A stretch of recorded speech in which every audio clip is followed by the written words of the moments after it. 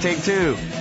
Chaos Radio, 95.9 in Austin, Texas. Anti-war radio. I'm Scott Horton. Thanks, everybody, for tuning in. And now here's the first. I'm not sure why I ain't thought of this before, but I got my two favorite guys on the AFPAC thing going on here at the same time to talk about it. And I hope to just let you guys interview each other and sit back and learn all kinds of things, and hope the audience can, too. It's Gareth Porter from IPS. You can find all he writes at original.antiwar.com/Porter. And Eric Margolis from Sun National Media in Canada. His website is ericmargolis.com. Gareth is the author of Perils of Dominance. Eric is the author of American Raj. Both of them have been doing great coverage of the escalation of the war in Afghanistan and Pakistan. And Eric, author of War at the Top of the World as well, covered the war back when the bad guys were the good guys and the Russians were the bad guys. In the 1980s, and, knows a lot of these warlords personally and all kinds of stuff. So both of you, welcome to the show. Appreciate you joining me today. Hi, Eric. Hi there. Well, so I guess I'll start with Eric. Eric Margolis, tell us about the government in the box that Stanley McChrystal and David Petraeus are delivering to the people of Afghanistan. It seems like we kind of restarted the war all over again. We really mean it this time over there, huh? Well, I was just intrigued by General McChrystal's use of this term. We're going to, about this big non-event offensive against a little piddling village of Marja, which has been portrayed as a second D-Day by the U.S. military, moving 15,000 troops in there. And General McChrystal said, we're going to deliver an Afghan government in a box. With all respect to the general, you can't deliver a viable, legitimate government like a pizza pie. But that's what the U.S. military is doing. They've gotten all these Afghan stooges who are on the U.S. payroll, Tajiks and Uzbeks from the north, people who are just bought and sold, and drug-running governors, and they've shipped them down to Marja, and they're going to make believe in this sort of political Potemkin village that they're actually running a new future for Afghanistan, and then they're going to roll this operation to Kandahar, which is the center of the Taliban heartland. Well, now, Gareth, you have this article, 2 articles ago at antiwar.com. March offensive aimed to shape U.S. opinion on war. Apparently, this isn't a secret. You didn't do any, real head-scratching analysis. You just read the Post, and they said this whole thing is a PR stunt for the American people. Yeah, I think this is really sort of the meta story that sort of towers over the details of this current offensive, because what is clearly happening here is sort of a continuation, if you will, in Afghanistan of what General Petraeus started in Iraq. That is to say, essentially, that the war is increasingly primarily for the purpose of influencing U.S. opinion, to sway opinion in favor of continuing the war, to support a U.S. military presence in Afghanistan for the long term, rather than to support what appears to be the White House alternative, which is to try to at least shorten this period of occupation of Afghanistan very considerably, if not really make short work of it by negotiating a settlement. So I think that is a very significant development here. It's really sort of giving us a glimpse of the new American way of war, which is a war for the American people primarily, and a war against adversaries within the country, I think, only secondarily. Well, in this Times Online interview of Stanley McChrystal, he says, so 2011, which is Obama said July 2011 is the beginning of the end of this war. We'll surge in and then we'll surge back out again, he claimed in his speech in November. But McChrystal says, so 2011, if you put them between those two realities, matters on the ground, he just said he was going to start to reduce American forces, but then it would happen at a pace based on conditions. So I think that that date gets overemphasized militarily.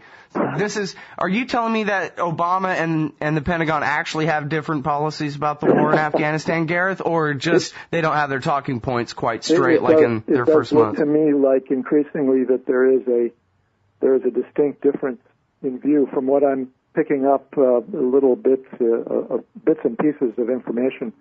I'm more and more convinced that, yes, as there was in Iraq, the same thing is true in Afghanistan, that the military wants to stay, and the White House is looking for a way out. But of course, the way things really operate is that the White House tends to give way to the military, and therefore those differences tend to narrow over time. Yeah. Well, now, Eric Margolis, part of this whole long war thing just smacks of the old Mackinder thesis of the world island, and the most powerful country has to rule the steppes of Central Asia forever, and they're just kind of following on the same old tradition. Is that part of this, or is it really just, weapon sales? I'm glad you mentioned Mackinder and geopolitics. I was one of the last students of classical geopolitics at Georgetown University way back when. I don't think that America's driven so much by classical geopolitics as the oil politics, and which certainly plays a role there. And Afghanistan is very strategic. It may be filled with minerals. It may even have oil. It certainly dominates the oil resources of Central Asia. And look, American foreign policy is driven by oil. It has been ever since before World War II. And it's continuing. There's an imperial strain, too. You know, it's a shame. I just finished reading a wonderful book published in the early 50s on the history of British imperialism. And it is amazing when you study this to see the parallels between America, modern America, and the British Empire, which once ruled a quarter of the entire world's surface. And it's too bad that we don't call the people in Washington who are urging, full spectrum dominance of the world by the U.S., we don't call them imperialists. I hate using the word because I sound like East German radio, but in fact they are imperialists, and that strain is very strong in Washington. I just add to what Gareth said, that you have a weak president who doesn't have the gumption to stand up to the Pentagon and to the entire national security complex in Washington. And, when General McChrystal said last year, when he demanded that 40,000 troops be sent to Afghanistan or we're going to lose the war, if Obama, Obama should have fired him on the spot for the crassest insubordination, just the way Truman fired MacArthur. But Obama didn't, and in fact he caved in, and that was really a sign that it's the Pentagon, the CIA, the war establishment in Washington that's making policy, and not the president. All right, now, so Gareth, address oil here because, yes. I mean, even Eric says it's oil politics. It's not quite the same thing as oil money. But I'd like to hear you two discuss what role all the pipelines and all the Pepe Escobar kind of point of view has on all of this. Yes, this is a great opportunity to have a dialogue on this question, which of course, goes really to the heart of, trying to piece together a meta-narrative, a paradigm, if you will, for understanding U.S. imperialism in this era.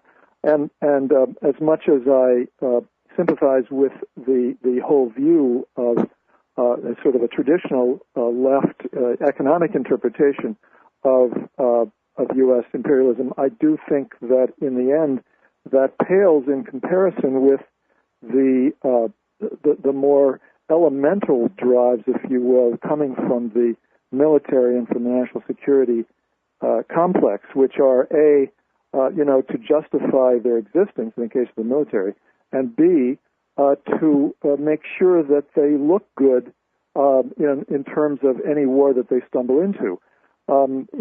Just to focus on the first of those, I mean, it seems to me, as I have looked into particularly the origins of the Iraq War, that there is a deep history here of of the military establishment and its political allies, and by that I mean people like Dick Cheney and Paul Wolfowitz, who were in the Pentagon and whose careers were really tied in with the fortunes of the U.S. military and its role in the world and in the U.S. political system and society.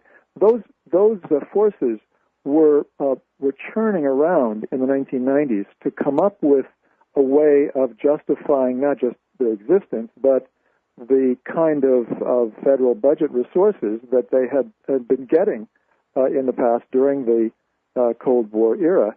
And they were desperately trying to find a new set of enemies and a new military set of roles and missions that would stand them in good stead over a period of many years.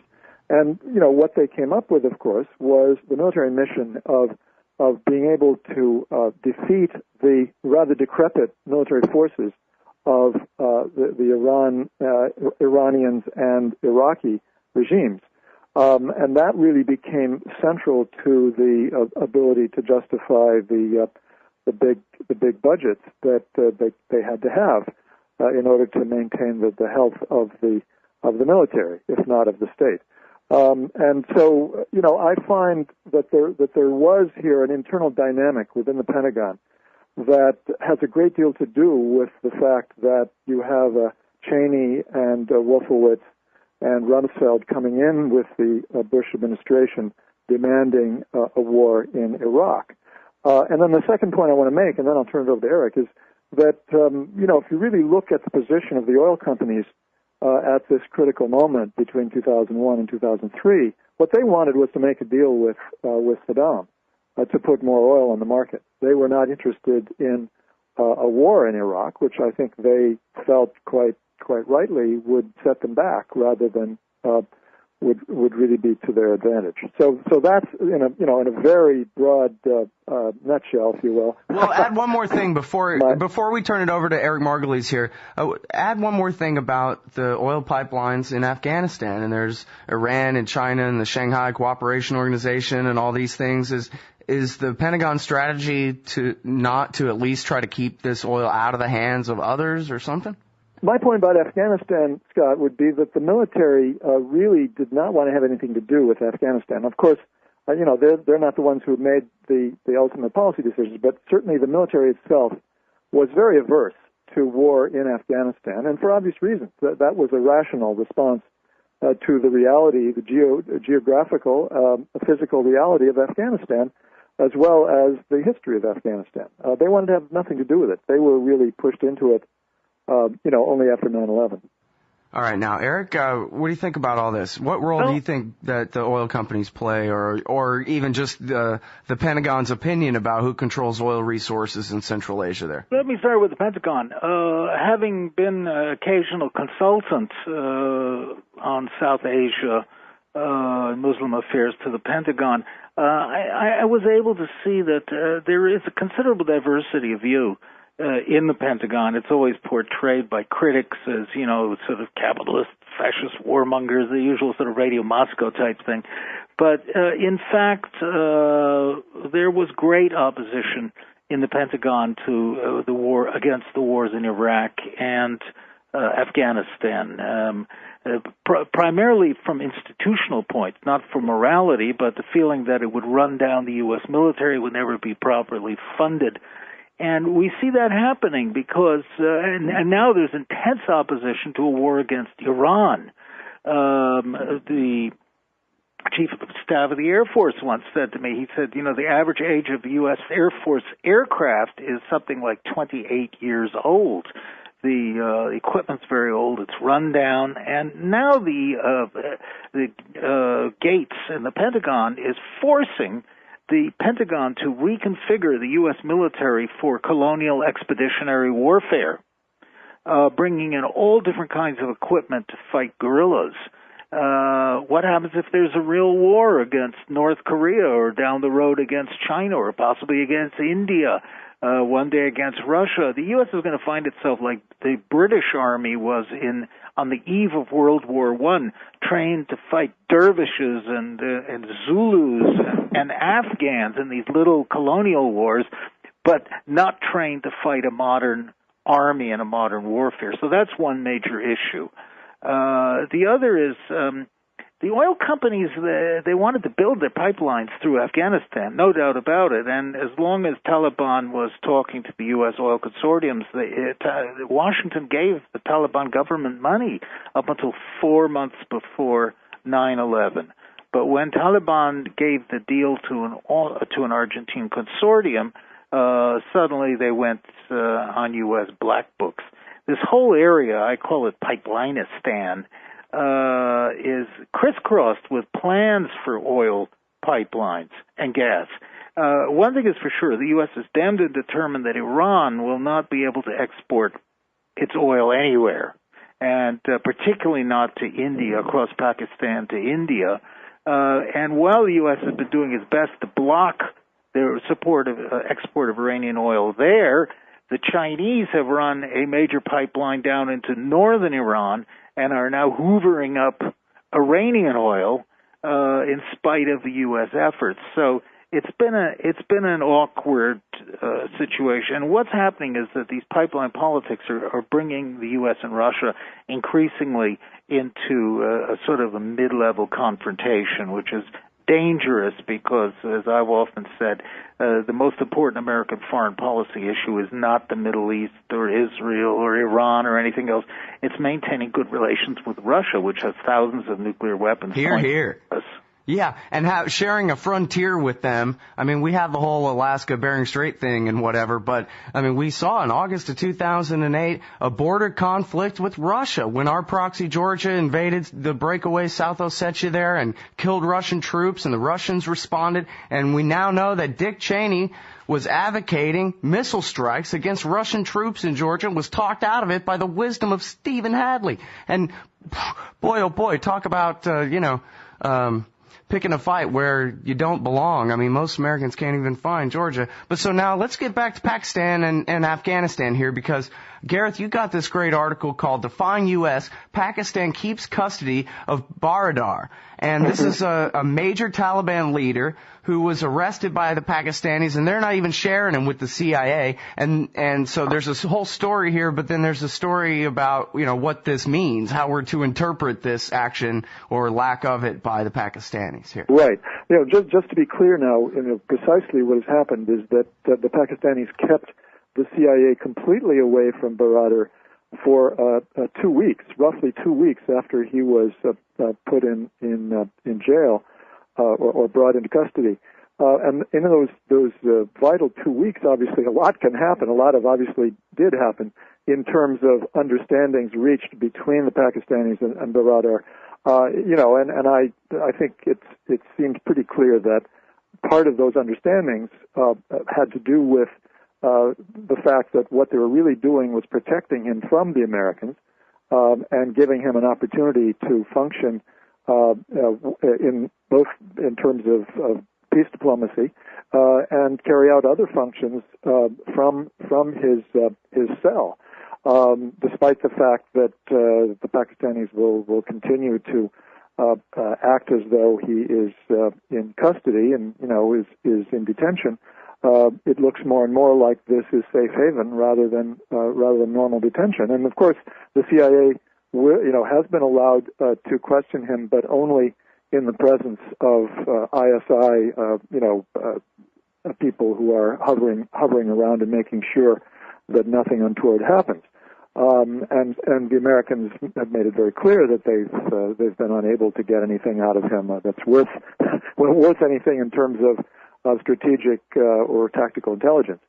So, I mean, all of this really adds up to pretty clear defiance of U.S. policy in Afghanistan by the Pakistanis, and a sign that they're going to continue fundamentally to pursue the kind of strategy that they have for many, many years, which is to regard the Taliban as their primary asset of influence, a primary source of influence in the future of Afghanistan. And what they want now is a fast, an early and rapid negotiation of a settlement, which would leave the Taliban with at least consolidation of control over much of the south, if not the entire zone of the south and east, and assure them that they are going to have a buffer there. They're going to have an in-depth defense against what they regard as Indian influence within Afghanistan.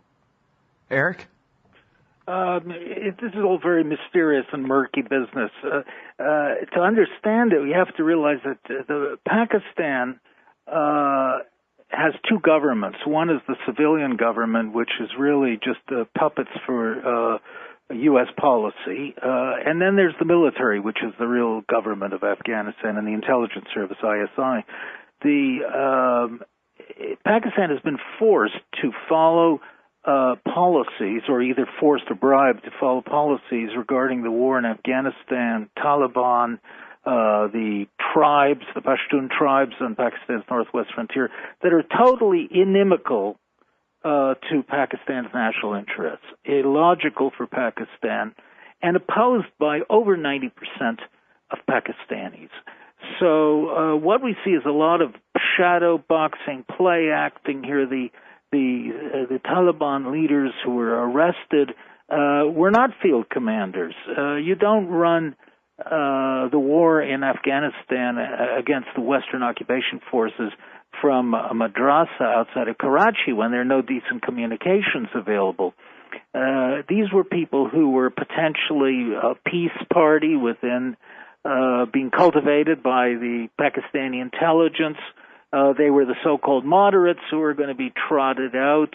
And what happened, as I surmise, and my sources tell me, is that the U.S. put so much pressure on the civilian government, and they spread around so much bribe money with the military. Remember, we're giving billions to Pakistan, where the average income is about $1.40 a day, that Pakistan was forced to round up the usual suspects and to show Washington is doing something, but to still maintain its influence with Taliban and with the Pashtun tribes of the northwest frontier, who Taliban's first cousins.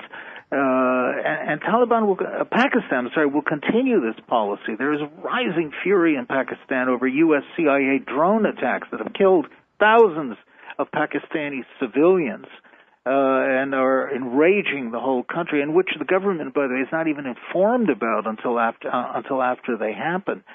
So the situation is getting worse there, and I hope Washington is going to setting up these pieces to declare victory in Afghanistan and then get the hell out. But I don't think even Washington knows what its policy is yet. Okay, so let me make sure I understand this. We're supporting a government in Afghanistan that is fighting against the Taliban there, while the Pakistani government is backing the Taliban in Pakistan, and I'm not sure, I guess, if that includes also backing the Afghan Taliban as well, and they have to do so because of their interests in maintaining a place to retreat in case of nuclear war with India, and America's friends with all sides. And so is this supposed to be resolved by July 11th, or is it set up to just go forever here? No, it's just throw in the mountains that the Marines can invade. That July 11th thing was purely a political figure that was thrown out, and what Obama will probably do is what they are going to do in Iraq, and that is leave combat troops there after the final get out of Iraq date, and just relabel them as peacekeepers or training troops or that type of thing. You've got the Obama going one way, as we were saying earlier, and the military going the other, but what is happening? Pakistan has to play this double game. It's got to appear to kowtow to the United States to keep the cash flowing, and remember, America's been threatening to unleash India against Pakistan, another great fear that they have. At the same time, it has to try and placate the Pashtuns because, after all, they're Pakistanis inside of Pakistan, and they're going to have to live with them. And everybody knows that one day the Americans and their allies are going to be gone. So Pakistan has to plan ahead for that day. Well, you know, Eric has just referred to one of my favorite subjects, which is this Pakistani double game on you know, relations with the United States on one hand, and you know, ostensible support for U.S. Policy in Afghanistan on the other hand, continuing their traditional support for the Taliban. And my favorite incident, or my favorite episode of this double game, is a couple of things. Actually, it's a dual incident, if you will, dual episode. Right after 9/11, when the Bush administration basically gave an ultimatum to Musharraf and said, you were either with us or against us, and he said, I'm with you, and agreed to a whole list of demands by the United States, including, you know, giving up, you know, the ties between the Pakistani intelligence and the Taliban. A few days later, he gave a televised speech in Urdu in which he said to the Pakistani people, he said, I am doing my best, have done my best, and continue to do my best to limit the damage to the Taliban because they are so important strategically to our national interest, and assured the people that he would continue to do that. And then just a few days later, in early October, he got rid of the head of ISI, who was known to be a very strong Islamist, and told the Americans that this was going to be a turning point now, that ISI which had hitherto been pro-Taliban, would now be on the right side. And of course, nothing of the sort ever happened. In fact, it was quite the opposite. Well, but it seems like America's playing the same double game, and it seems like, at least as far as the positions all these different sides are in right now, none of them have any choice but to do what they're doing, because America, at least, well, maybe we got the choice, but the American policy has been to prop up the Karzai government, which is allies with the Indians, right? Using the Indians in Afghanistan to surround the Pakistanis, our other friends.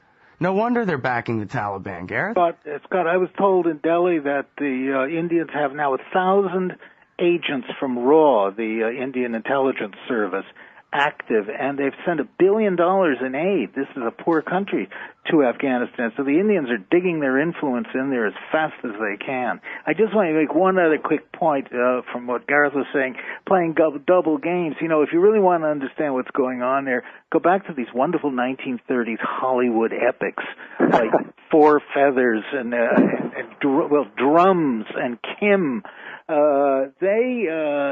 Lives of a Bengal Lancer, in charge of the Light Brigade, which starts in India.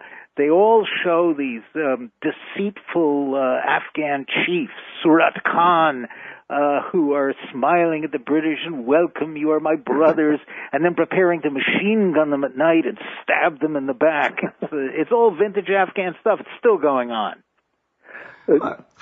Go ahead, Gareth.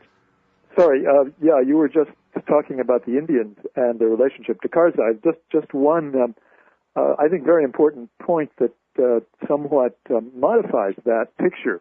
That doesn't deny it, but I think does modify it, is that Karzai certainly entertains very good relations with the Indians, close relations with the Indians, but at the same time, he's playing his own double game. I mean, and he's rather open about it, and that is because he is Pashtun himself, and he, as I've said, I think in the past, I mean, he has a overwhelmingly Pashtun constituency politically that he has to continue to listen to and respond to, and that constituency is insisting that he has to make peace with the Taliban, and so that's a very strong influence on Karzai's policy, and I do not at all dismiss the story that has been circulating by way of rumors that indeed Karzai has had indirect contact with Taliban leaders, including Baradar, in recent months.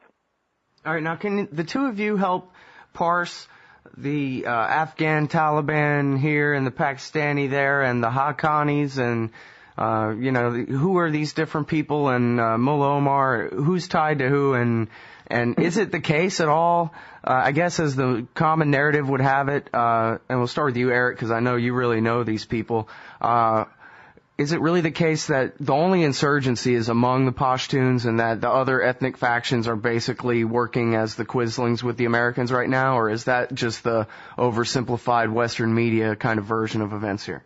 Well, in my understanding, it's largely true. During the 1980s, the primary opposition to the Soviets were the Pashtun tribes, and particularly the Hizbi Islamic Party led by Gulbuddin Hikmatyar. I was there. I saw it happen. He was doing probably 80%, 90% of the fighting against the Soviets. Gulbuddin is right now on America's hit list. We've tried to kill him at least twice already. Whereas the Tajiks and the Uzbeks from the north, who are the enemies of the Pashtuns, they allied themselves completely with the Soviets, and they worked hand in glove with the Soviets. What's happened today is that the Tajiks and the Uzbeks have again allied themselves with the latest invaders, that is the U.S. and their allies, and against the Pashtuns. What is very interesting is that the U.S. keeps saying it's got to build up the Afghan National Army. Well, it's the old British, native troops under white officers. They build up a puppet army immediately. But they can't, because most of the troops now are Tajiks and Uzbeks, and nearly all the officers served in the Afghan Communist Army during the 1980s. So you really have a back-to-the-past scenario that's gone on. There are people who are opposing the government who are not Pashtun, but the majority are. But the Pashtun are not united. They are very fragmented traditionally. There are at least 5 different factions of Taliban. And there's shifting alliances constantly. There's no real central command that's going on. Mullah Omar is probably in Baluchistan in Pakistan. Nobody can find him now. But these are people who are farmers mainly, who are they fight for a while, they settle down and farm some more, they go out and fight. They don't need a lot of instruction on how to do it, and they have only one purpose, and that is to drive the Western invaders out of Afghanistan. So it's a very difficult group of people to deal with, and it's very hard to make simplifications. It's Anti-War Radio. I'm talking with Eric Margolis from Sun National Media in Canada and Gareth Porter from Interpress Service. Guys, who's running the drugs in Afghanistan? The Marine Corps? The CIA? Somebody else? Semper Hi, Scott. Semper Hi. We got body bags coming home full of heroin, or what's the deal? Who's running the dope in Afghanistan? Oh, the government primarily. The Afghan warlords who became America's allies to overthrow the Taliban control a large portion of the drug business. The biggest drug dealers of all are the Northern Alliance.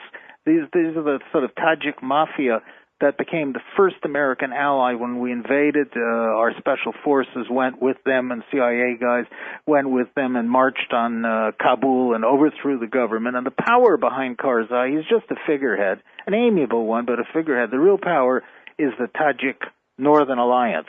And this group is the rump of Ahmed Shah Massoud's Tajik Panjshiri group. He was a Soviet agent, now turns out, and also the biggest dope dealers in Afghanistan and the rump of the old Afghan Communist Party combined. They are running the drugs. And, the U.S. now likes to say, Taliban is running the drugs. Well, when Taliban was in power, they completely eliminated the poppy trade. But more important than that, there may be some small farmers who support Taliban who are growing poppy, but most of the drug goes out in the form of morphine base, which is then converted into heroin. And it goes out by trucks to Pakistan and across the border north into Uzbekistan and Tajikistan. And these big truck shipments don't get out without the complicity and the permission of the central government, our government. So really, we are running the biggest heroin operation in the history of the world. These are our boys who are doing it. The UN says this, and it's shocking that we're up to our ears in Afghanistan in the drug business, but we can't lock up all these drug lords because they are the mainstay of the Karzai regime and the main enemy of Taliban. Well, are they just looking the other way, or is the CIA running this thing like, George Bush back in the days? Well, I would say, before Gareth goes on, that I hope the CIA is not involved in this. I have not seen any direct evidence that the CIA is. But if history is a guide, first French intelligence in Indochina, and then the CIA in Laos, and then the CIA in Central America got up to their ears in the drug trade, not because they're pushing drugs, but because drugs were the local currency to fund guerrilla armies in these different places. And I'm afraid that one of these days we're going to find out that the CIA has also been deeply involved, but I hope not. Gareth, you want to address the drug trade there? Just very quickly, I think the answer to that is that, yes, inevitably, U.S. counterinsurgency agencies, particularly the CIA, are always involved in the drug trade wherever that pops up. Not, again, as Eric said, because that they're selling the stuff particularly themselves, or taking it out and using it themselves to make money, but rather because their allies are doing it, and they use transportation provided by the CIA, which then inevitably starts to be used as a tool to get drugs out. So it's an indirect connection that is inevitable, which, as we know from Laos and Vietnam, was ever present in those wars. All right. Well, speaking of Vietnam, we've talked for a long time on this show, or I have with both of y'all, about the parallels between the war in Afghanistan and the war in Vietnam. And, of course, there are plenty of them, starting with Brzezinski cheering in a memo to Carter, now we'll give them their own Vietnam, and through Rambo 3 and on from there. But part of the consequences of the Vietnam War, of course, was Nixon's illegal secret bombing of Cambodia destroyed the puppet government there and led to the rise to power of the Khmer Rouge. And it seems like more and more we have headlines even in the Washington Post. Of course, it's inexplicable to them, but Eric stated quite clearly the reason for it. It's the robots killing people from the sky all day are driving the people of Pakistan to hate the United States. And I wonder whether y'all think there's a real threat that the government, either or of both of the two governments of Pakistan, could actually fall, and you would have some one-eyed lunatic like Mullah Omar take over them nuclear bombs and start throwing them at people, or what? Seems to be like the path we're on, just, second time is farce, or also tragedy, I guess. Yeah, I would just say that there is a very rough parallel here. Obviously, there are big differences between Pakistan and Cambodia, but similarity being, as I think you've well put it, that U.S. military intrusions into the country have the effect of strengthening radicalism and weakening the political forces that would be the natural defense against them. And the problem here is, though, that we have to understand that this is a dynamic that's been going on in a larger sense, in a more general sense, for decades now, and it's it has to do not just with U.S. military intrusions into Pakistan, but also the intrusion through the CIA's arming of the radicals, the jihadi forces within Pakistan, and the complete destruction of traditional society in Afghanistan, and the sort of pushing of this destructive force then across the border into Pakistan through the movement of the enormous movement of population from Afghanistan into Pakistan during the 1980s and 1990s. And so this is a very destructive force in Pakistan that we've only begun, or hardly begun, to comprehend in this country. Well, I'd like to add that the craziest part of the whole thing is that we are turning Pakistan, which has 170 million people, into bitter enemies of the United States. I used to write for one of the main newspaper in Pakistan, and I have never seen people so anti-American, so filled with rage that we've corrupted their governments, that we are treating them like dirt and like slaves, spitting in their faces. They're furious at the U.S. And we're waging this foolish war in Afghanistan, supposedly to fight terrorism, when in fact there's no Al-Qaeda left there, and we're turning 170 million Pakistanis into potential anti-American terrorists for the sake of pursuing the war in Afghanistan. And the problem we keep repeating over and over again, we have no subtlety in our foreign policy. We want obedience. We don't want cooperation. We don't want to deal with legitimate, respected groups. We want puppets who will click their heels and say, yes, Bwana, when we give them instruction.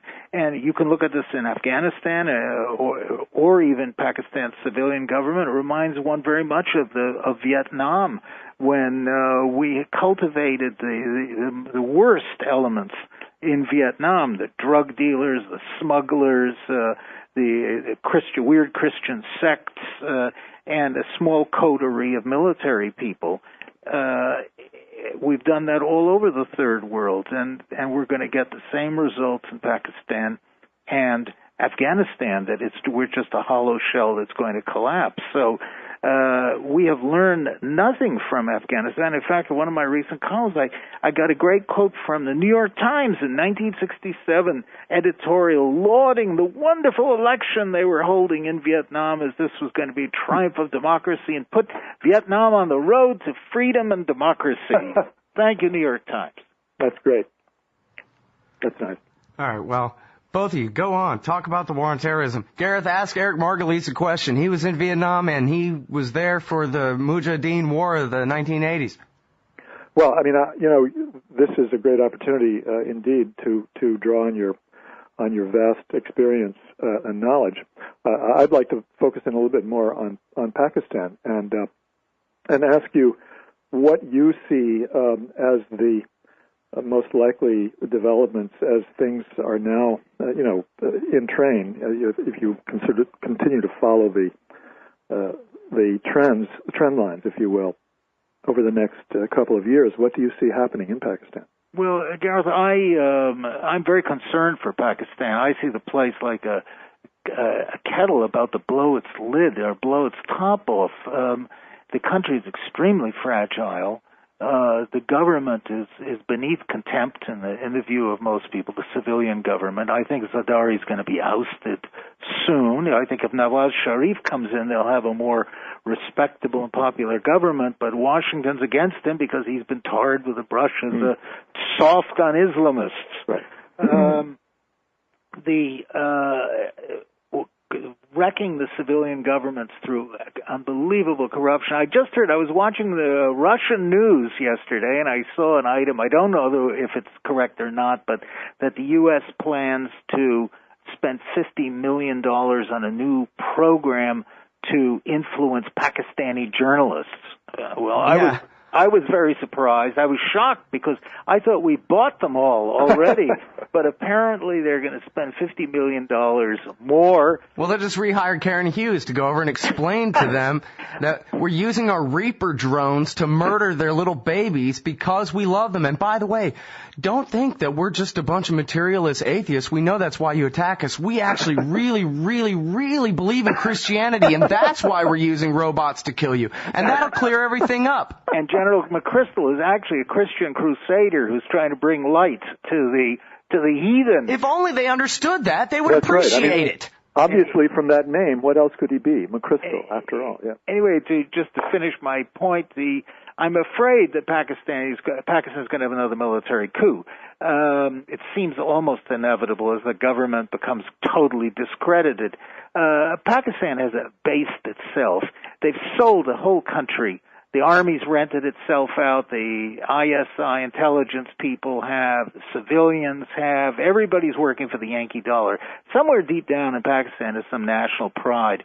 And I think there's a very good chance there could be a coup in the army where younger nationalist officers throw out or shoot the generals who have been suborned by Washington, and reasserts Pakistan's national dignity and its national interests in the region. Eric, you're suggesting that these younger, more nationalist, radical, if you will, officers would not necessarily be, or would not be, particularly the most Islamist elements of the military. Is that right? Or not necessarily, yeah. Not necessarily, Gareth. But some of them would be. But I don't think being Islamist is the overriding question. I think it's nationalist. Right. And as I said, we're doing so much. Pakistan doing so much against its own interests that behind the scenes, people are really very angry.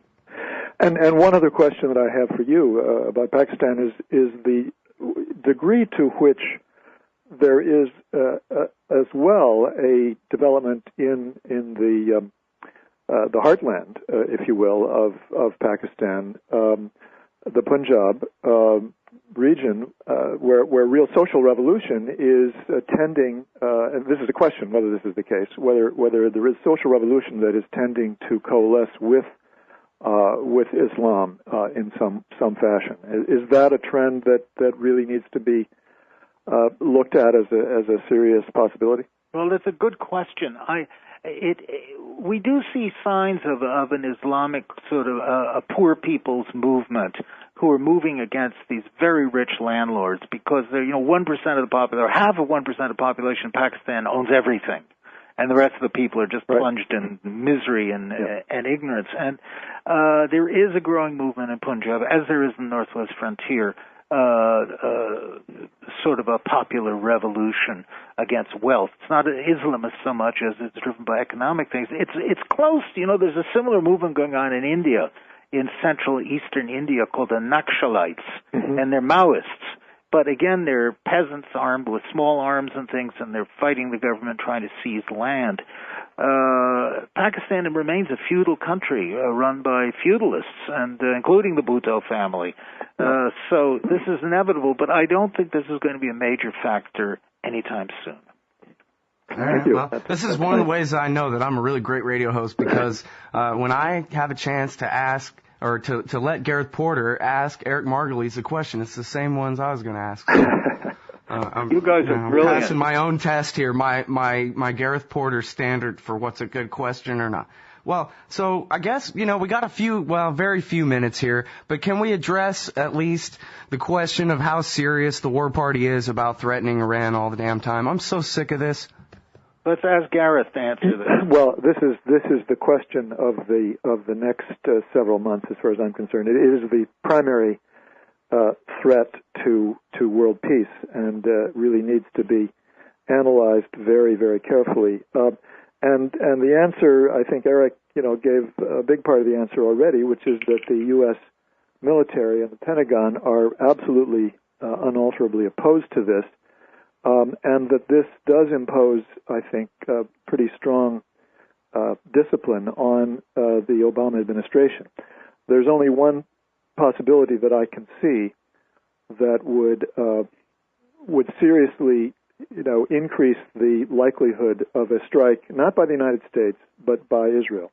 And that is that, the Obama administration, the White House, is continuing to come under stronger and stronger pressure from the Israeli lobby and from Israel itself and its friends in the United States to soften up on its position that the United States doesn't want Israel attacking Iran's nuclear program.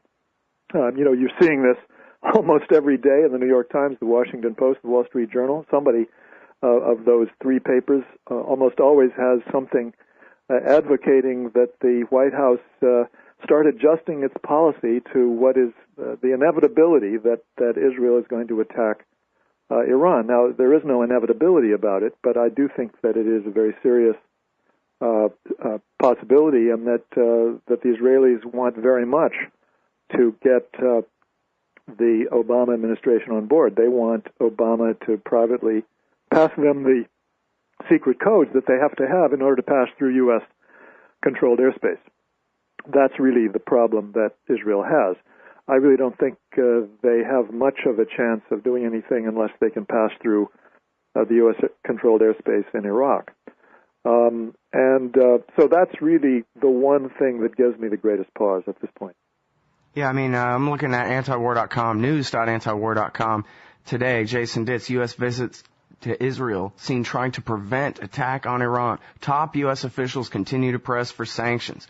Joe Biden, they sent Joe Biden, they're sending him next week. And I guess all the leaks are that that's what this is about, is trying to talk Netanyahu out of this.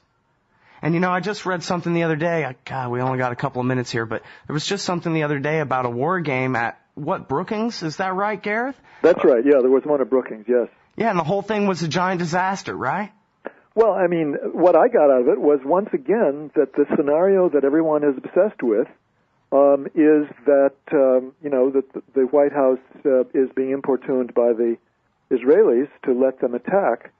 And this seems to be the critical question mark that everybody is looking at. I mean, the question of whether Obama is going to break down and go along with this.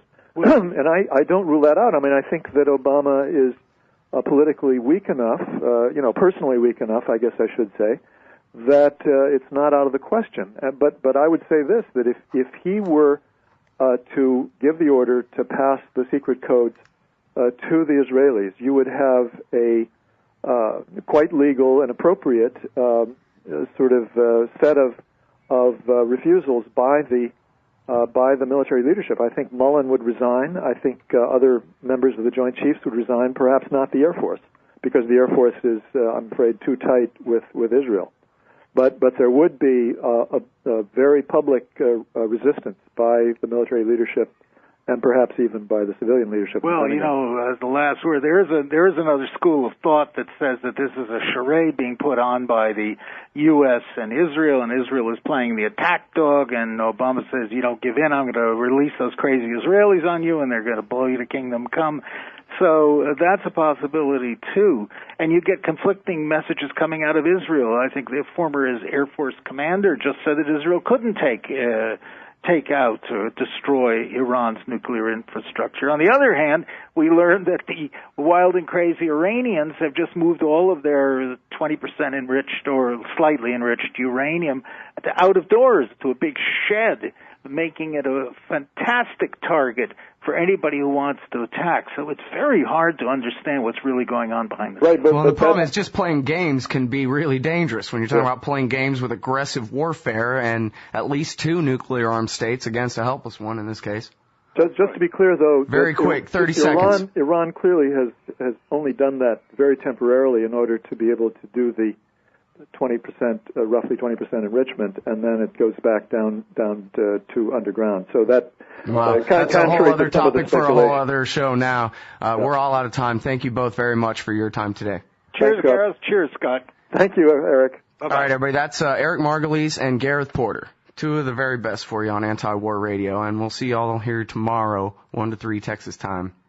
Hey everybody, Scott Horton here for LibertyStickers.com. Admit it, our public debate has been reduced to reading each other's bumper stickers. So stop by LibertyStickers.com. We got more than 1,000 anti-government, anti-war stickers for you to choose from, including The Right is Wrong, The Left is Stupid, Iraq, America's West Bank, Detain Eric Holder, Only Liars and Cowards Want War with Iran, Empire, Welfare for the Rich, War for the Poor. I wish I could go back in time to murder Woodrow Wilson. Old Right, New Left, unite against empire. And steroids are good when cops take them. Fight back while you still can. LibertyStickers.com. Everyone else's stickers suck.